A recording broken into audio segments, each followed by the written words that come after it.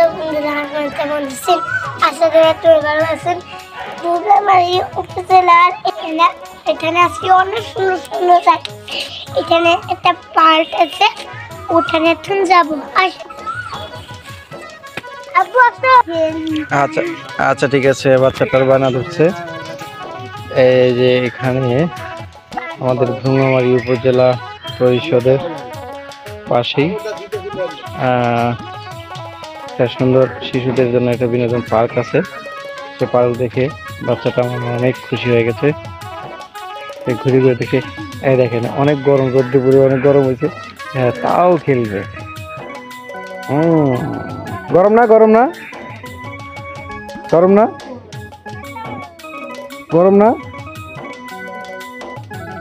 গরম হচ্ছে তাও সে বলতেছে গরম না।